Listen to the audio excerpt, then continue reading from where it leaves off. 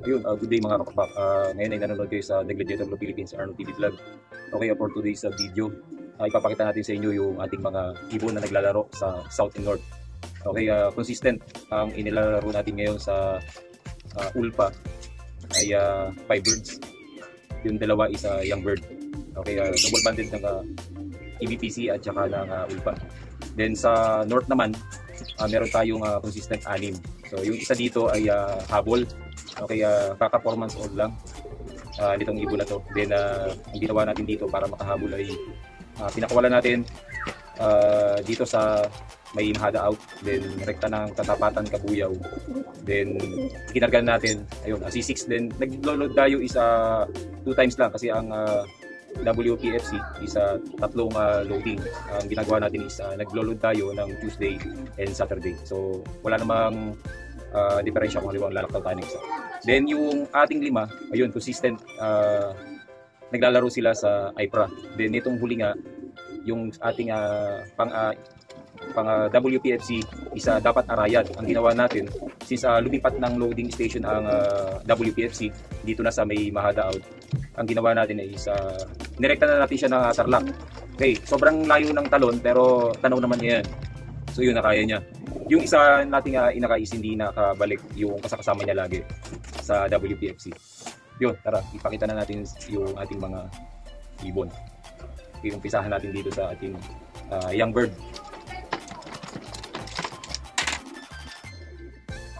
Ayan. Bali, isa na lang yung ating young bird sa CSWRPC. So, naglalaro siya ng IPRA ngayon. Doon natin siya iniloload. Okay, kakatapos nga lang ng Tarlac. So, medyo nauna na tayo sa sa training ng CSWRPC. So, mamaya nga iloload natin siya sa Mamatid. Ilalaro natin siya ng 1 hit. Ayan. Nung nakaraan, ang diferensya nito, nagkaroon ng 1 eye gold. So, ang gumamit tayo ng ito, Cure X. Okay, ni Sir Pigeon Unlimited. So magaling yung gamot na to dahil nawala yung 1 eye gold niya. Then sinuportahan natin ng antibiotic para merong para mapagaling yung internal. Okay, internal and external para mas madali. Tapos dahil sa kabubugbog ng mga kasamahan niya sa crates, ang nangyari parang nagkaroon ng parang lulutong. Ayan. Parang may mga ang ginawa natin is tinuloy lang natin to, then yun, pawala na. So hindi kasi natin maiwasan na minsan may makasama sila na may sakit sa crate. So hindi naman gusto rin ng mga player yan, talaga nagkakaroon talaga sila ng minsan congested yung yung crate. Then during the race tinatamaan talaga sila ng mga sakit. Ayan. Lagyan natin ng Cure X yung kanyang mata. So bago natin i-load yung mga ibon natin, naglalagay tayo ng Cure X para depensa nila kung meron mang silang masagap na sakit sa face. Ayan. Okay, upon checking, this is CSWRPC 2006. Okay, hen. Ito yung result ng armor sa mga ibon ng Gladiator Law. So extended yung kanyang breast. Ayan, nakikita mo. Okay. Parang macho. Pag hinawakan mo, ang laki ng balugbog, then ang laki ng ilalim. Talagang may ubusin siya sa lipad.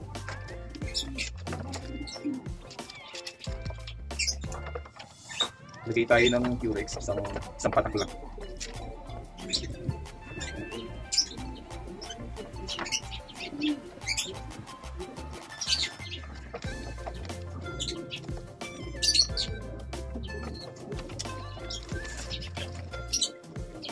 Then during the loading day, ang ginagawa natin sa umaga is nagbibigay tayo ng digestion. So bago naman i-load, nagbibigay naman tayo ng champion. So itong victory is para naman sa kanilang good digestion.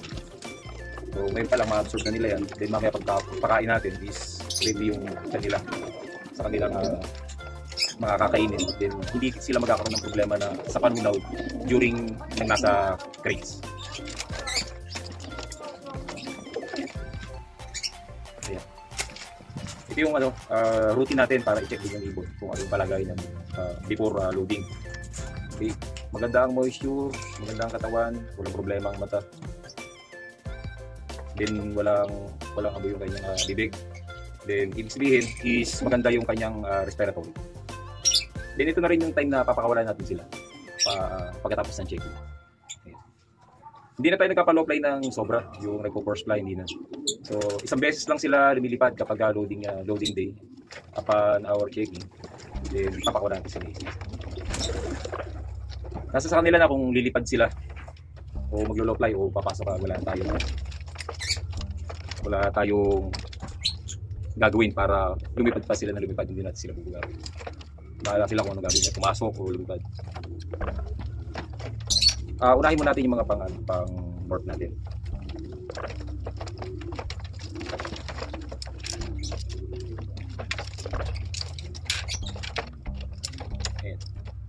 Ito naman yung ating breeder na Stitch.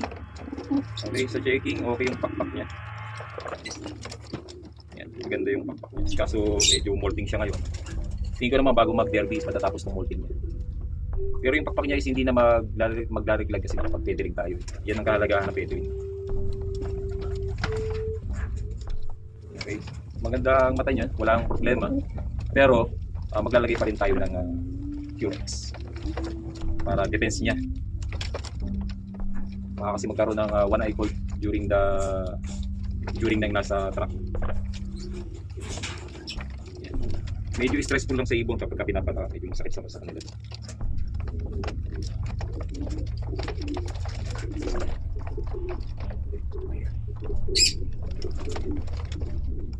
Ito yung lagi nating first dropper ng trading. Tapos nitong first fundraise ng high price, medyo umina yung iba niya. Etong Stitch natin at saka yung isang garuda natin na blue bar is maglalaro ng IPRA. Ayan. Then the rest i-distribute natin sa mga club natin paglalaro. So etong Stitch na to at saka yung isa natin blue bar na garuda is maglalaro sa IPRA. Ayan. Doon na rin sila mag-survivor, then pan-race sinalihan natin sila. Kaya nagbigay na rin tayo ng digestion para masiguradong maganda yung kanilang pamilya. This is Stitch. Okay, ring number 604368 PHA. Kaya natin.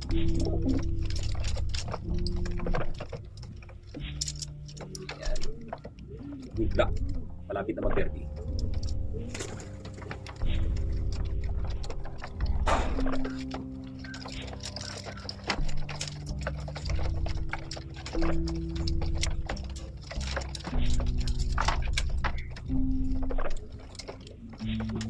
At ito naman ay pure Badenbroek. Okay, anak ni si Baden. Anak to nung ating pagudpod finisher and survivor partaker. Ayan.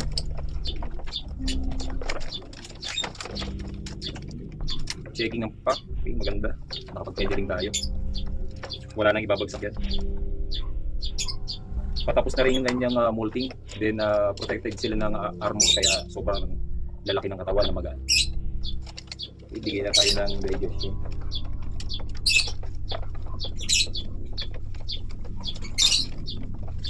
Then Curex.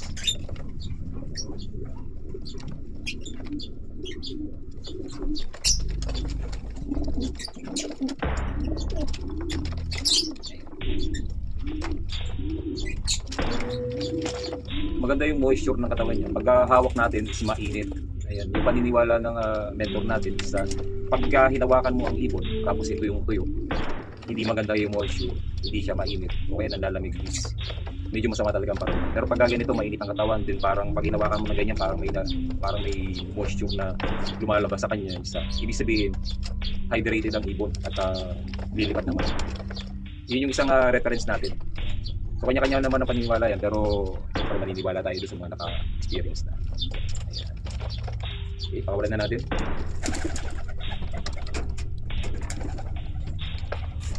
Bali yung si Stitch, tsaka yung isa natin blue bar sa IPRA. Then ito naman ay maglalaro ng survival sa WPLC.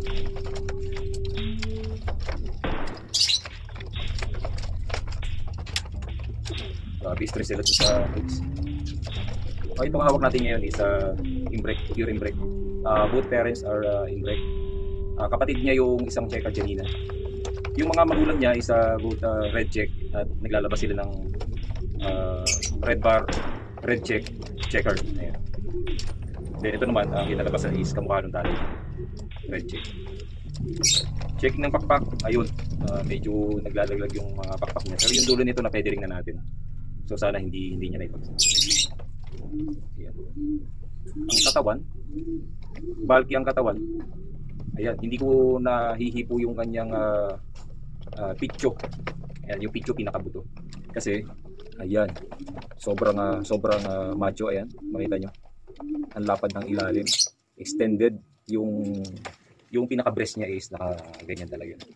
Pero, sa bigat, hindi siya mabigat. Pero bukang-bukang katawan, ang balugbog. Ayan, gawa ng arbor natin. Yung gamit nating gamot sa ibon. So, no worries talaga sa lipad nila. Kung makita nyo, yung liparan ng ibon natin is meron din talaga nawawala pero napakabihira. Ayan. Simula nung tayo yung nag-load is sila pa rin yung nakikita nyo. Okay, nasa kalagitnaan na tayo ng karera pero sila pa rin yung makikita mo. Ayan. Dahil yan sa gamot natin. Ibigyan na natin ng victory. And Purex.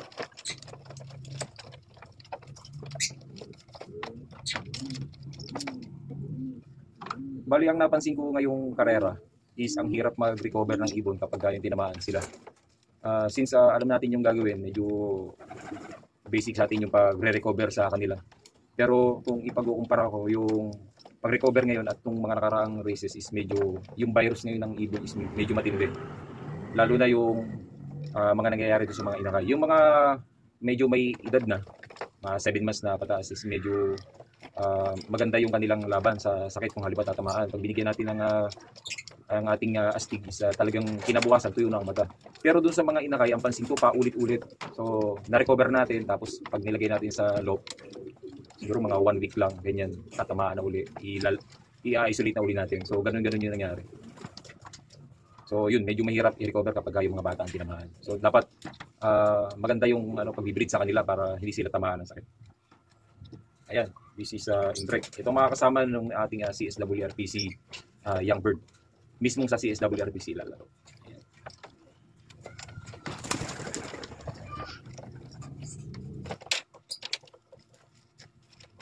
Okay, this one is Garuda. Mismong anak ni Blue, yung ating baseline na lahi ng ibon. Ayan. Yung lahi ng galing kay Sir Baltimore. Ang pakpak niya, medyo nagbabagsak pero sana hindi magsabay-sabay kasi pag magsabay-sabay yan, medyo mahihirapan siya. Mapipilitan tayong i-cancel yung kanyang. Dapat isa-isa lang, then pag tubo ng isa, yung isa naman babagsak. Bigyan natin ng idea. Ito naman ay makakasama, ito yung sinasabi ko makakasama ng stitcher bolt natin sa IPRA.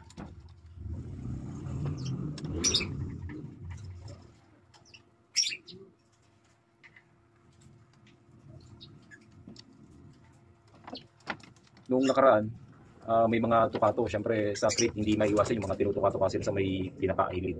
Ang nangyayari, nagkakaroon na parang bulutong. Ayan. Kaya ang ginawa natin, ilalagaan natin ng Purex. Then nagbigay din tayo ng antibiotic during the flushing. So yun, kailangan kasi medyo regulated yung pagbibigay ng antibiotic kasi baka tamaan yung kidney nila. So pag tinamaan ng kidney is hindi na magiging maganda yung paglaki nila. During the race, pag uwi, pakita mo patang-pata at mahirap i-recover pagka yung may tama yung kidney nila at saka yung liver. Kaya kailangan ang pagbibigay ng gamot is nasa tamang oras. Okay? Tamang oras, tamang araw. Ayan. Huwag natin bibiglayin kasi baka mag-worry tayo tapos bigyan natin ng mas mataas na dosage. Ayan, this is Garuda. Ring number 0815480. Consider as a of color kasi meron siyang isang suksok na pula.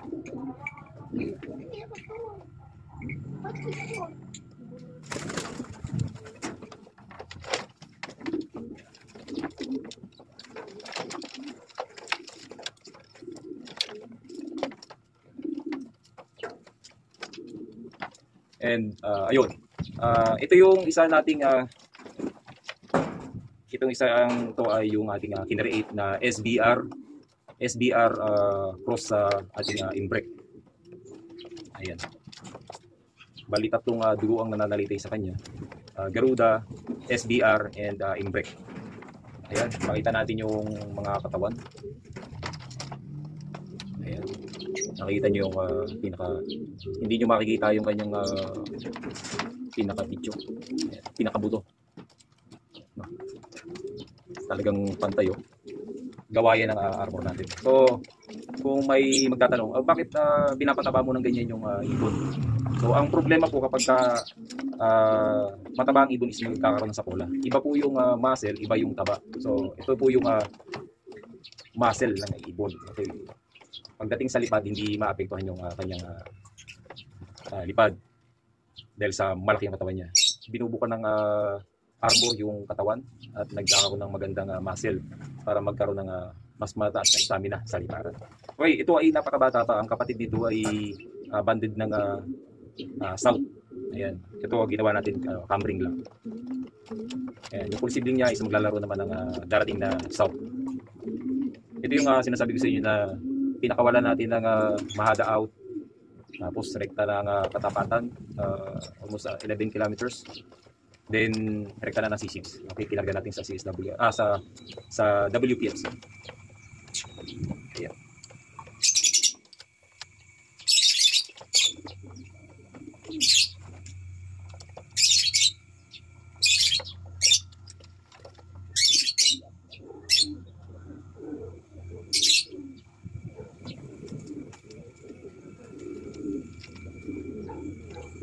Napagkaganda ng hipo. Okay, this is Belg 0194-126. Ang pakpak niya, yung dulong pakpak na lang yung hindi nagbabagsak yan. Papalitan na niya yan. Tama-tama to ha, pagdating ng derby is lahat bago. Okay, flexing. This is SBR imbrek. Garuda.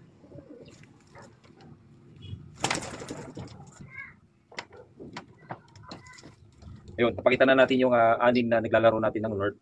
Ngayon naman, ipapakita natin yung naglalaro naman natin ng south. Consistent fiber.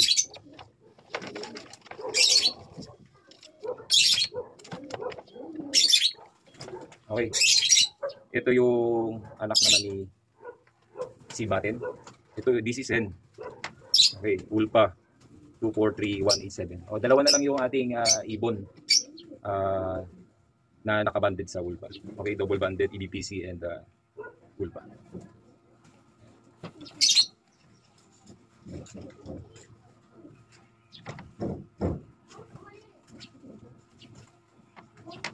Curex.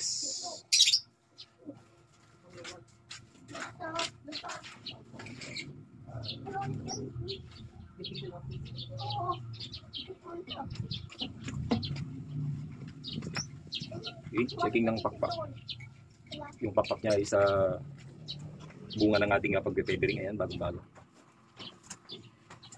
Then medyo nagmumolt siya, kaya medyo masakit ang katawan nung nakaraan. Pero patapos na to. Pagdating ng derby, tingin ko maganda lang. Ang problema, hindi siya nag-aasawa. Ayan. Pero hento. Okay, checking ng picture nila. Ayan. Napagkalaban. Okay. Laking armo.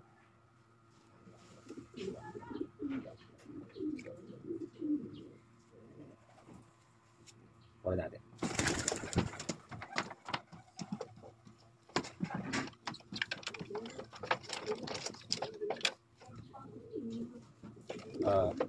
Next. Etong ibon na to is, ang nanay niya is Tickler. Ang tatay niya is Imbrek. So, nung nakaraang loading is Lopez na. Medyo kulelad siya. Kung makikita nyo dun sa kanyang speed is siguro na 300. Nung bago ko to i-load is medyo parang masama yung pakiramdam niya. So, binigyan na lang natin siya ng supplement para makaya niya. Ayun, kinaya naman niya. Pakita natin yung mukha. Ayan. Ayan. Napagkaiksi ng tuka. Ayan. Pansing-pansi. Pero yung katawan niya is katulad nung kanya tatay na impreg.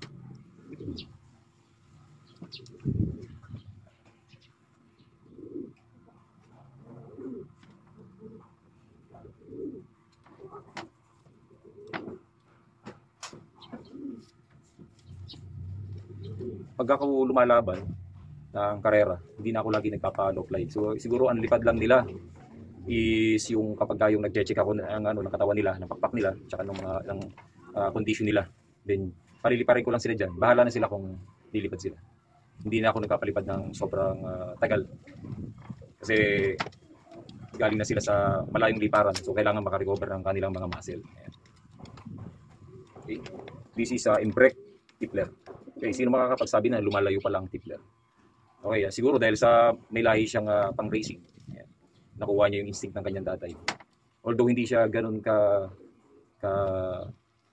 kaganda ang lahi kasi dahil sa kalahati lang siya half-blooded. Pero yung kanyang homing instinct is maganda. Ayan. Unlike ng pure Tipler is kapag pinakawalan mo ng 1 kilometers. 1 kilometer ay hindi na uwi. Okay, flexing this. This is Ulpa. S2453008.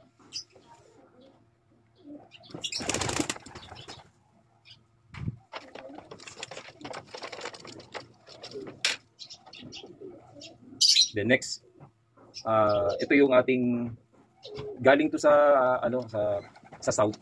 So ito ay nawala, then bumalik. Yung pagbalik niya is maglalaro na tayo ng north pit ng south, kaya inilaro na natin siya. Pero unlike dun sa kanyang ginawa nung nakaraang south is maganda yung uwi niya ngayon. Siguro dahil sa may pares na siya. Kasi nung inilaro natin siya, since wala siyang pares, is talagang nawala siya. Ayun. Ngayon may motivation na siya dahil meron na siyang kapares.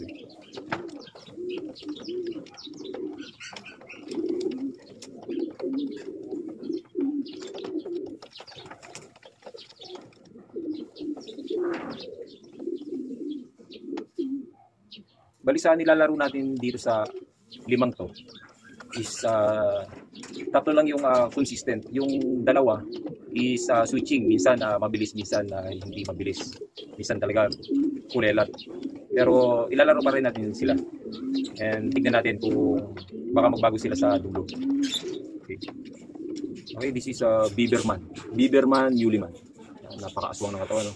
Ang lahi nito is galing kay Sir Malyari Mulit. Siguradong makikilala niya kapag nakita niya. Okay. Ang ibon ni Sir Malyari Mulit is Liberty Line.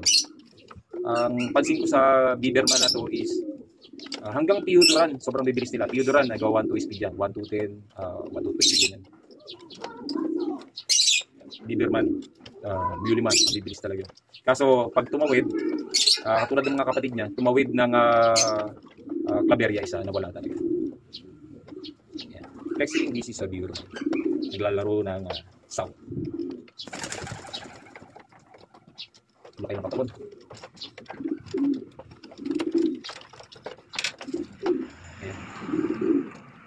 Okay, pang-apat natin ay EBPC banded naman, young bird category. Ang katawan niya is ganoon din. Yung hipo nila is pare-parehas. Yung makikita mo itong ilalim na to. Talagang parang chicken joy. Ayan. Parang chicken joy. Maganda ang katawan. Kahit lumilipad sila ng ganun kalayo is hindi nagbabagsak yung katawan. Gawa ng ating binibigay na ano.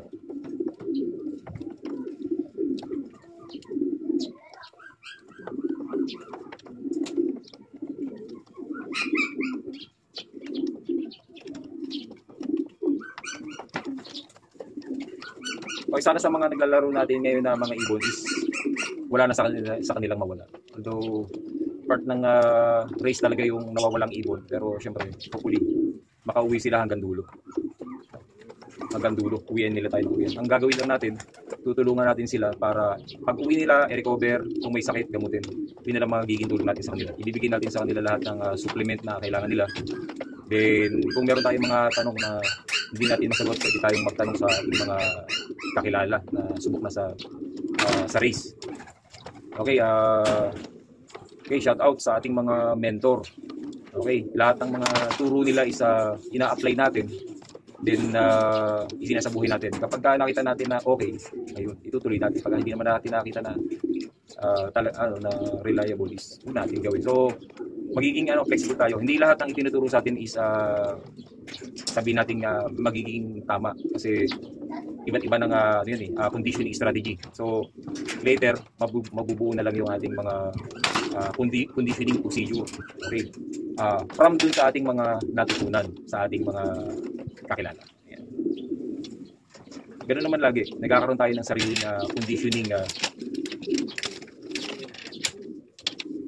conditioning strategy. Okay. Flexing, this is Garuda. Garuda Muliman. Ito ay kapatid ni 133 ni 149. Ayan. This is hen. Yun, wala siyang asawa kaya hindi siya laging umuwi ng on time. Pero sana sa dulo is mas bumili siya. Pero consistent naman na uwi. Ayan, nakasali siya sa fun race. Ngayon. Then, siyempre, kulelat yung kanyang score. Pero ilalaban yan. Hanggang dulo yan. So, suportahan natin sila. Okay. Ito yung pang-apat natin na nilalaro sa South.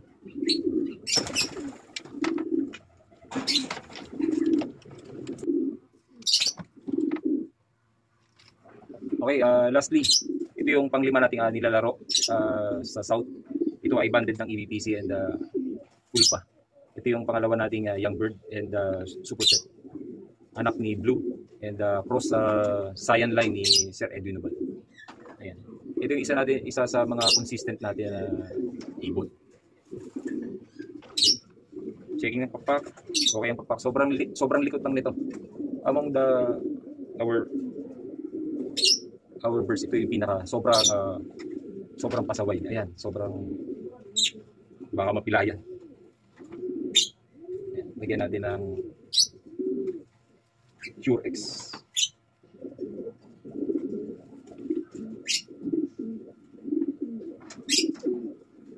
Medyo masakit nga lang. Okay, yung katawan niya is slim. Then ayun, bukhang katawan. Maganda ang pagkakasito niya. Napagkailat na ibon. Ayun, hanggang dito na lang yung ating video. Yan ay yung flexing natin. Every season, nagre-flex tayo pagdating sa kalagitnaan. So, nagre-flex na tayo ng mga ibon na mga nilalaro natin. Okay, start ng pan race. Ayan. Then, lahat ng mga uuwi nila is i-reveal natin through sa video. Ilalagay natin sa ating page. Okay, as a documentary ng pigeon racing. So, ipapakita natin sa inyo yung ating mga ginagawang conditioning, tapos yung mga scenario doon sa ating laban. Kung ano yung mga nagiging problema ng isang mag-iibon. Yung mga experience natin dito sa ating ibunan is ipapakita natin din para ma-aware din yung mga new fancier na mga mag-i-engage sa pag-iibon. So, ang pag-iibon is hindi ganun kadali. Okay, oras, dismaya, sama ng loob, pag hindi umuwi yung ibon, pera, pagdating ng derby, so, pera pa rin, sa patuka, pera pa rin. Ayan. Lahat involved pera. So, ito yung hobby na hindi madali, hindi natin masasabing nakakatuwa. Kasi, so, napaka adventure na pag-iibon. Ayan. Pag nagkakasakit ang ibon, okay, parang bata yan na okay, magdadasal ka na, gawa ng baka hindi na makauwi. Ang ibon ay hindi ganoon na kamura para papakawalan mo lang. Okay, next thing, this is Garuda. Cross sa Cyan line. Okay, hanggang dito na lang ang ating video. Kung may tanong kayo about sa pag-iibon, pwede kayong mag-PM or reach out lang sa ating pahina. Then, doon sa mga naka-notice ng paggamit natin sa armor, pwede kayong mag-avail sa The Gladiator Club Philippines Arno TV Vlog. Then, pwede nating pag-usapan kung gusto nyo i-ship or pwede nyo i-pick up dito sa lugar natin. Okay, ang location natin is Palo Alto. Okay, Kalamba.